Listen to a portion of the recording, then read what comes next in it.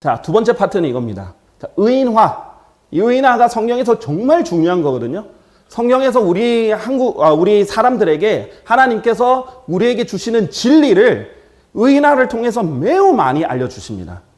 자, 하나님께서는 일부러 비유, 상징, 의인화 등의 다양한 방법을 통해서 어려운 진리를 쉽게 알려주세요.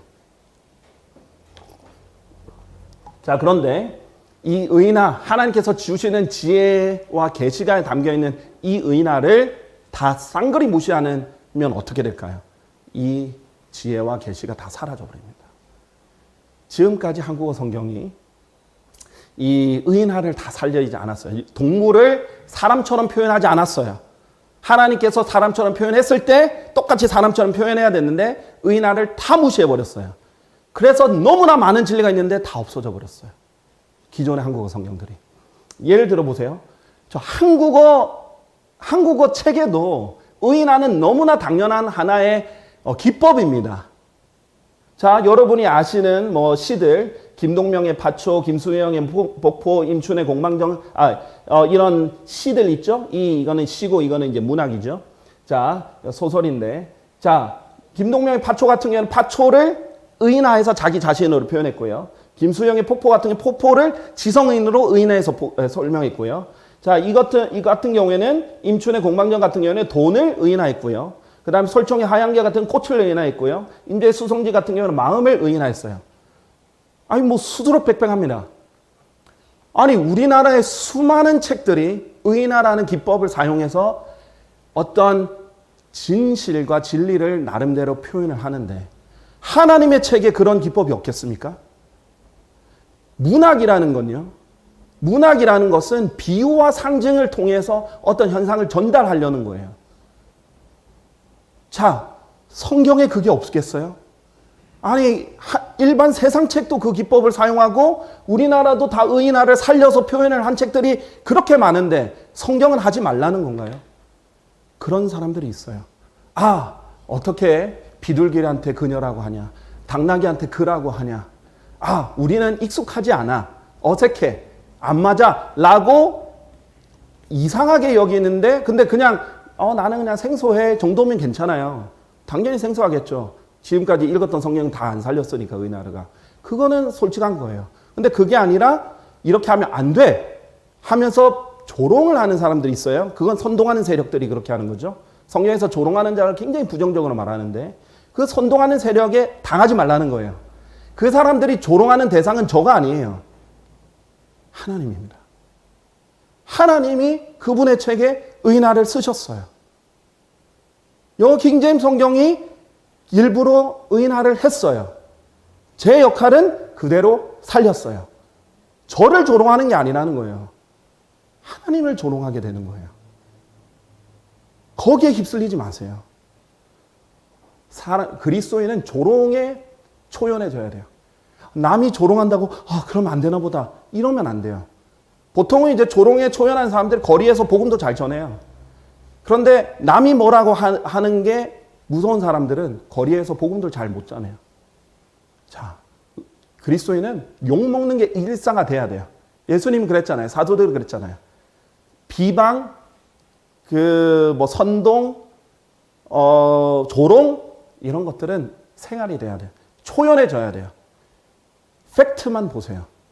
사실을 정말 그런가 하고 베레아 사람처럼 찾아보세요. 성경이 뭐라고 하는지요. 자, 하나님께서 소로에 대해서 신명기에서 이렇게 말씀하셨어요. 너는 소가 곡식을 밟아 떨 때 그에게 입마개를 씌우지 말지니라 라고 했어요. 자, 소를 의인화했죠. 그라고 표현했으니까 그것이라고 안 했잖아요. 소가 곡식을 밟아 떨 때 그에게 입마개를 씌우지 말지니라 그랬어요. 자, 의인화를 하셨어요. 그럼 저는 그냥 그대로 살린 겁니다.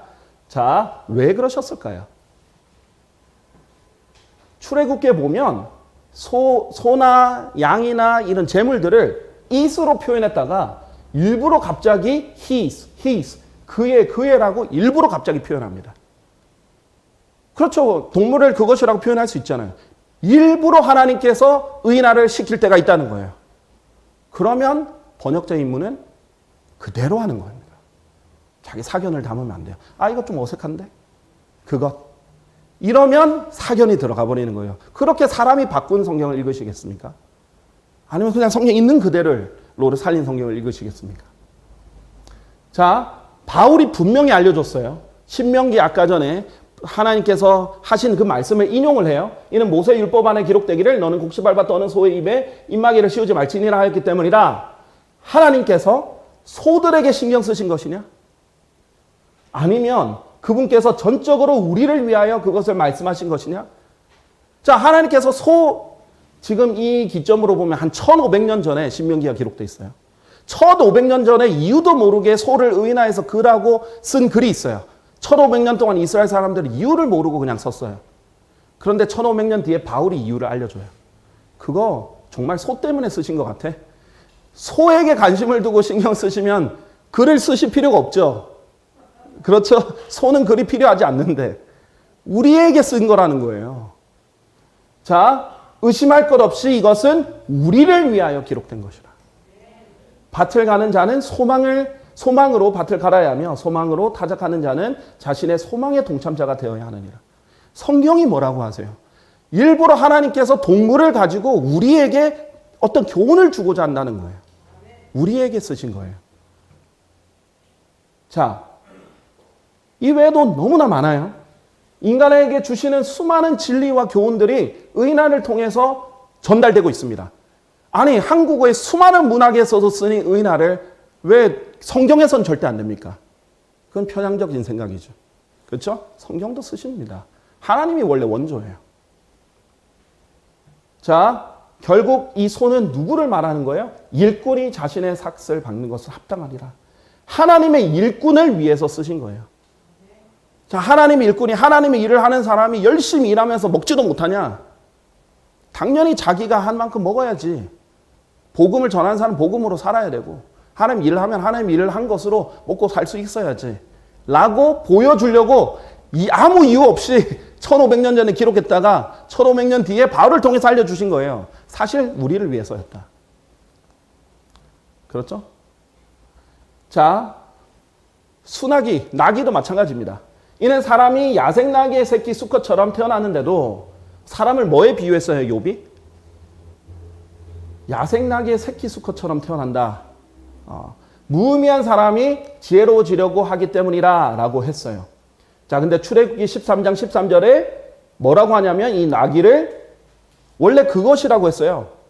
그런데 일부러 나중에 그로 바꿉니다. 근데 너가 그것을 구속하지 않으면 너는 그의 목을 꺾을지니라. 알고 한 거예요. 하나님은 의도적으로 했다는 겁니다. 그러면 의도를 살려줘야죠. 저는 종일 뿐이에요. 저는 그냥 하라는 대로 해야 되는 거예요. 마음대로 바꿀 수 없습니다. 자, 지금 여기 마가복음 11장 2절에 뭐라고 돼 있어요? 너희는 묶여있는 새끼 나귀 한 마리를 발견할 것이니 예수님께서 자기 예루살렘 입성할 때 뭐라고 하셨냐면 새끼 나귀가 묶여 있을 거야. 그 위에 사람이 한 번도 탄 적이 없어. 이제 갓 태어난 사람의 예표죠. 거듭나지 않은 사람의 예표입니다. 그를 풀어주고 그를 데려오라. 하나님께서 죄에 묶였고 태어나자마자 죄인으로 태어나고 죄에 묶여있는 그 나귀를 거듭나지 않은 사람의 예표인 그 나귀를 풀어줘라. 그리고 데려와라. 얘기하시는 거예요. 바로 우리가 어떻게 구원받는지를 보여주는 겁니다. 이 나귀를 통해서 제가 얼마나 많은 미국 설교자가 은혜롭게 설교하는 걸 들었는지 아세요? 이거를 우리에게 적용해서 우리가 정말 나귀처럼 야생 나귀처럼 청망지충이고 아무도 한 번도 사람이 탄 적이 없는 그런 사람인데 예수님께서 데려와서 그들 딱 타고 길들이시고 드디어 이제 예수님을 영접하고 주인으로 모신 그 나귀는 하나님께서 필요해서 사용하시는 것. 우리를 풀어주시고 데려오시고 먼저 불러주시고 이런 거에 대해서 얼마나 많은 은혜를 받았어요, 제가. 그런데 지금 기존의 한국어 성경은 다 뭐라고 돼 있어요? 그를 데려오라가 아니에요. 그것을 끌고 와라. 그것을 끌고 와라. 이걸로는 이 설교 절대 못합니다. 이 진리를 절대 이해하지 못해요. 나귀에게 관심을 뒀을까요? 하나님께서? 아니에요. 우리의 교훈을 위해서 이 장면을 사복음서에 다 적은 거예요. 하나님께서. 그렇게 강조하신 겁니다. 나귀 위해서 쓰시지 않으셨어요. 우리를 위해서 쓰신 거예요. 그런즉 나귀가 주의 천사를 보자. 근데 이게 그녀라고 돼 있죠. 그녀라고 이렇게 표현됐어요. 암나귀라는 것도 살려주는 거예요. 나귀가 남자가 됐다가 여자가 됐다가 남성과 여성을 살려주는 것은 이것이 암컷이었냐 수컷이었냐도 보여주는 겁니다. 실제로 이 그녀가 입을 열어요. 하나님께서 말을 하게 해주십니다. 의인화로 하신 거예요. 하나님께서.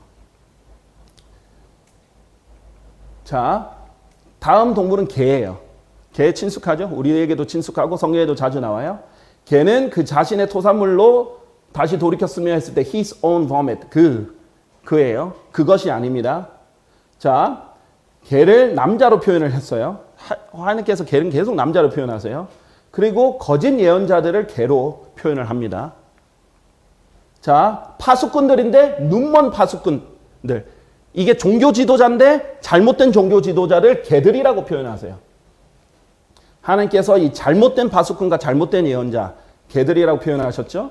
자, 그 다음에 이방인을 개들이라고 표현했어요. 지금 이방인이 계속 도와달라고 하니까 먼저 자녀들의 배가 채워지게 하라. 이스라엘 사람들을 말해요. 이는 자녀들의 빵을 취하여 개들에게 그것을 던지는 것은 온당하지 아니하기 때문이라. 이방인들을 개들이라고 표현하셨어요. 하나님께서 의인화하신 거죠. 개의 비유를 하신 겁니다. 이방인을. 그리고 예수님 십자가 달릴 때도 이방인에 의해서 못이 박힐 것을 말씀하셨어요. 이스라엘 사람들이 예수님을 팔아넘겼지만 결국은 로마 병사가 못질을 했고 십자가를 못 박았잖아요. 개들이 저를 둘러쌌기 때문입니다. 사악한 자들의 집회가 저를 둘러막았나이다. 개들이 그랬다 이렇게 예언을 하나님께서 하신 거죠. 이방인을 말씀하신 겁니다. 자, 그 다음에 목자들인데 거짓 목자들을 개들이라고 표현하신 거예요. 하나님께서 그렇게 하신 이유가 있는 겁니다. 그러면 그렇게 따르면 되죠. 의인화하면 되는 거예요. 하나님께서 그걸 통해서 진리를 알려주시는 거죠. 자, 악한 일꾼, 할레파, 거짓 교사죠. 거짓 예언자고 개들을 주의하라. 악한 일꾼들을 주의하고 할레파들을 주의하라. 이렇게 하신 겁니다. 자, 이 까마귀, 비둘기. 자, 이걸로 딴지를 거는 사람도 있더라고요. 자, 이거를 보세요. 어떤 교훈이 있는지 하나님 진리를 숨겨놓은지 보세요. 최초의 선교사들입니다. 까마귀와 비둘기가 성경에 등장하는 최초의 선교사들이에요. 자, 왜냐하면 send forth, 내보냈거든요. 보내졌어요. 어떤 임무를 가지고 보내졌어요. 임무가 영어로 뭐예요? 미션입니다. 선교사가 영어로 뭐예요? missionary예요. 미션을 받은 사람, 미션을 받고 보내진 사람이 선교사예요. missionary. 그런데 최초의 선교사가 사도행전 13장에 나오는데 바울과 바나바죠. 성령님에 하여 파송받은 그들은 성령님이 파송한 거예요. 사람이 먼저 아니에요. 성령님이 파송하는 거예요. 자, 이들이 임무를 받고 send forth, 내보내졌어요. 자, 까마귀 한 마리 내보내고 비둘기 한 마리를 내보냈습니다. 임무는 뭐예요? 자, 지금 물이 다 말랐는지 땅의 상황을 보고 오너라 라고 했어요. 근데 까마귀는 어떻게 했어요? 까마귀는 성경에 어떤 새예요? 불결한 새입니다. 레위기 11장에 보면 엄청 불결하고 가증하다라고 했습니다.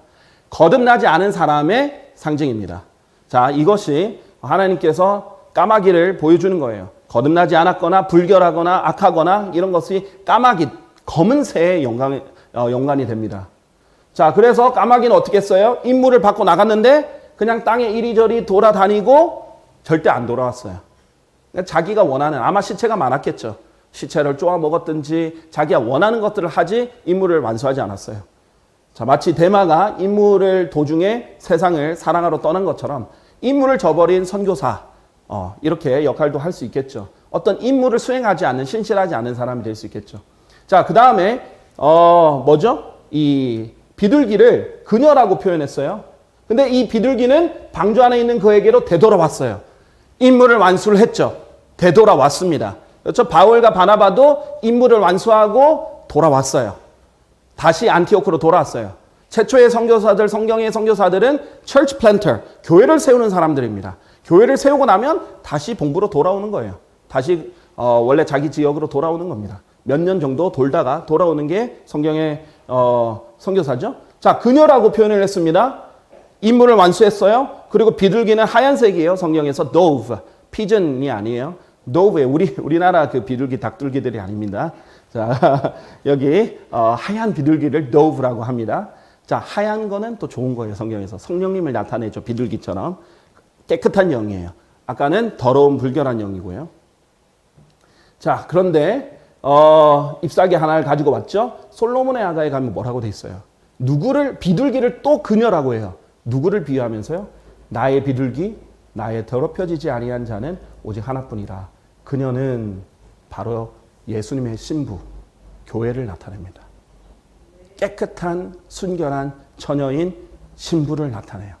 그녀라고 이 비둘기를 나타냅니다.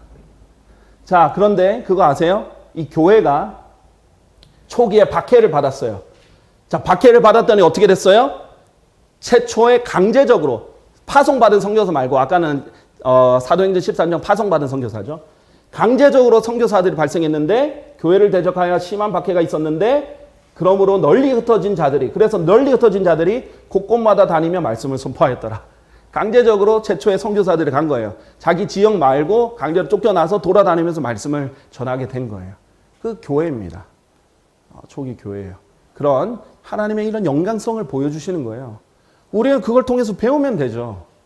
그런데 지금까지 다 그것으로 했기 때문에 한국 사람들만 모르는 거예요.